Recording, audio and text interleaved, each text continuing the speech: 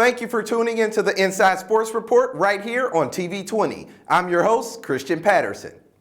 The Cleveland Cavaliers held a very special halftime ceremony during their game against the Detroit Pistons. As part of their Black History Month celebration, the Cavs acknowledged the many accomplishments of Karl and Lewis Stokes. Mayor Frank Jackson had the honor of opening the celebration and briefly speaking on the Stokes brothers. He was joined by Mr. Tom Cochran, Executive Director of the United States Conference of Mayors, and Mr. Clarence Anthony, Executive Director of the National League of Cities. It's very rare that you have individuals who actually define an era of a city. And with the Stokes family, you have two. You have Mayor Stokes and Congressman Stokes. And so it's fitting that they would pay tribute to him, to the two men tonight. The Stokes family are legacy members of the community, and Cleveland would not be where it is today without them. So educating the community about them is vital, because you have to know where you came from to know where you're going. Anybody who doesn't know their history is just like a person with amnesia. And if you don't know who you are, then it's kind of hard to know where you're going, and you become completely palatable to any whim today. And so having history really gives you an identity and gives you a root as to who you are, which helps you as you make decisions today about the future. And on behalf of the Cleveland Cavaliers, Mayor Jackson introduced the halftime tribute video to Mayor Karl and Congressman Lewis Stokes to the Cleveland fans. You know, it's very rare that you find an individual who really defines an era of a city. And with the Stokes family, we have two such individuals, Mayor Stokes and Congressman Stokes. So please join me as we watch this video in tribute to them.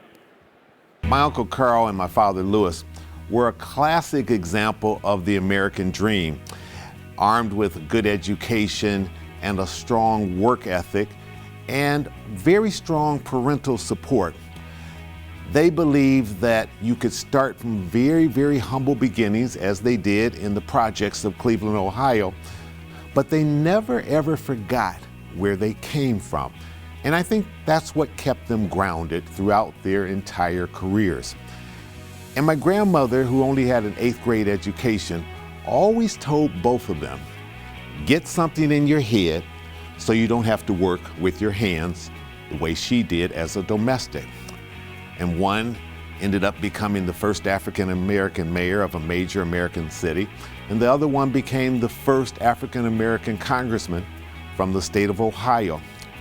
Dad and Uncle Karl always had strong self-esteem, and when they got out of the service, they were determined to achieve their goals. Karl always loved politics, and so he ran for the Ohio legislature, won that seat, and then later on decided he wanted to be mayor of the city of Cleveland. He pursued that, and he got that victory as well.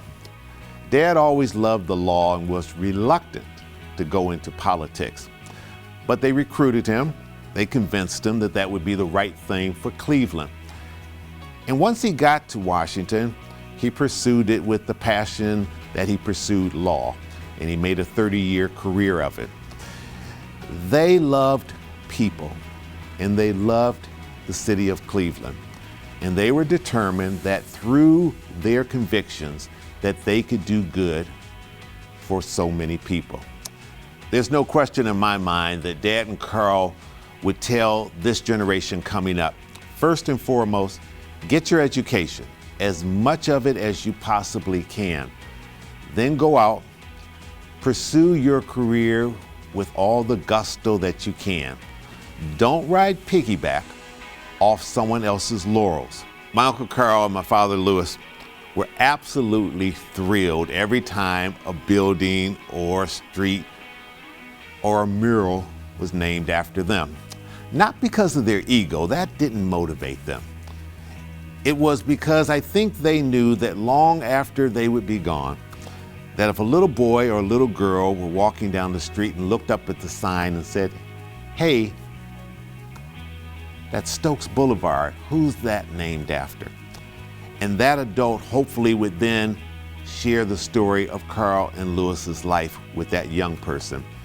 And that if that story then motivated that young person to reach their goals, to follow their dreams, to do good by society, then their legacy continues to live on.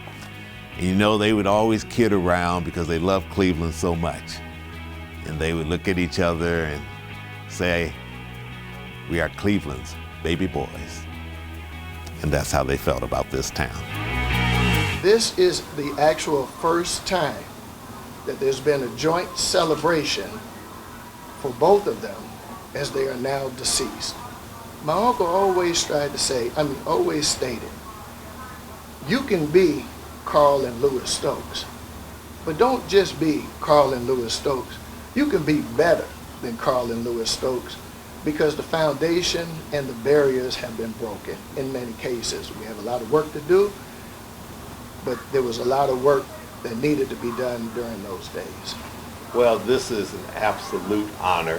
I'm so sorry Dad couldn't be here to physically see it, but he's with us in spirit. And the same with my Uncle Karl. You know, they were a twosome, and they loved this town like nothing else. They loved the people. They came up in a very humble way, and the city has rewarded them in more ways than we can ever count. And this is just one more wonderful way of saying thank you, Karl and Lewis Stokes. But if they were here, they would turn and they would say thank you, Cleveland, because of all the love that this town has given them. Thank you for tuning into the Inside Sports Report. Make sure you continue to tune in each and every week for an inside scoop on your Cleveland sports scene. And stay tuned for the bottom line up front with City of Cleveland Media Relations Director Dan Williams.